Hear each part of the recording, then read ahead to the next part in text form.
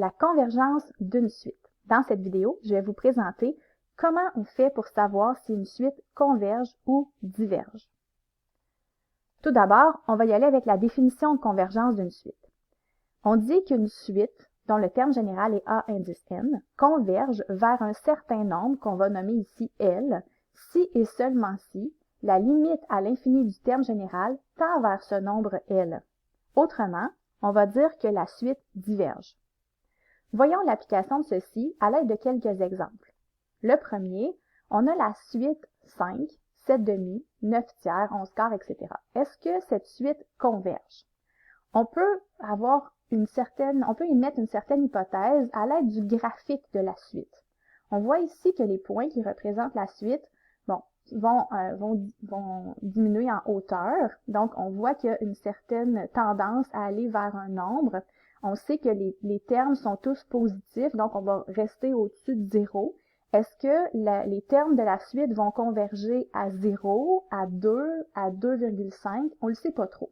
Alors, pour le savoir, on va devoir trouver la limite à l'infini du terme général. Ça nous prend donc d'abord le terme général de la suite. On voit qu'au dénominateur, on a 1, 2, 3, 4, 5, donc c'est carrément les n qu'on a au dénominateur quand n commence à 1. Au numérateur, on a toujours plus 2, plus 2, plus 2 pour passer d'un terme à l'autre. On a une progression arithmétique qu'on va modéliser par 2n plus 3. Une fois qu'on a le terme général, on est en mesure de faire la limite à l'infini du terme général, ce qu'on fait ici. On a une forme indéterminée infini sur infini, bien entendu. On peut appliquer la règle de L'Hopital et obtenir la limite de 2 qui donne 2.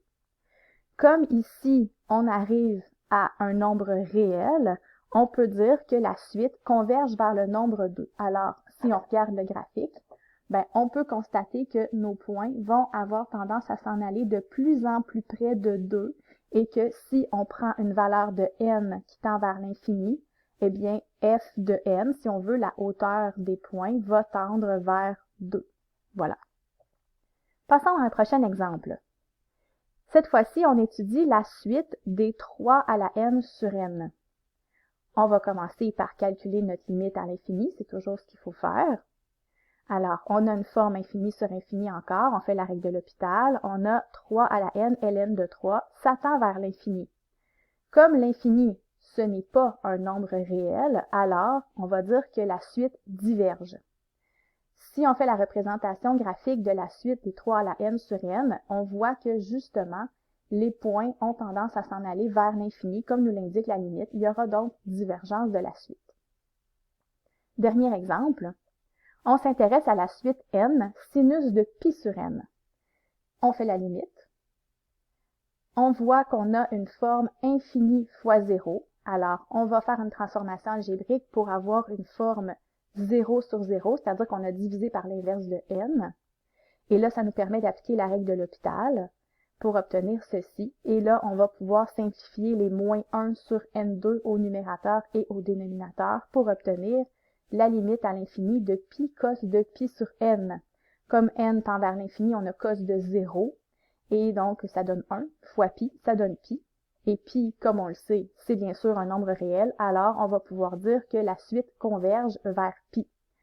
Si on avait pris le temps de faire la représentation graphique des termes de la suite, on aurait pu constater, comme on le voit ici, que nos points s'en vont tranquillement vers la valeur de pi.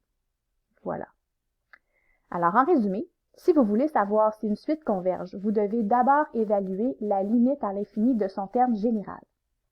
Si cette limite est un nombre réel, alors la suite converge vers ce nombre réel-là. Si par contre la limite donne plus ou moins l'infini, ou bien que la limite n'existe pas, comme par exemple pour la suite moins 1, 1, moins 1, 1, moins 1, 1, si ça continue comme ça, toujours on ne pourra pas évaluer la limite. Alors, dans ces deux cas-là, vous allez avoir une suite qui diverge. Merci.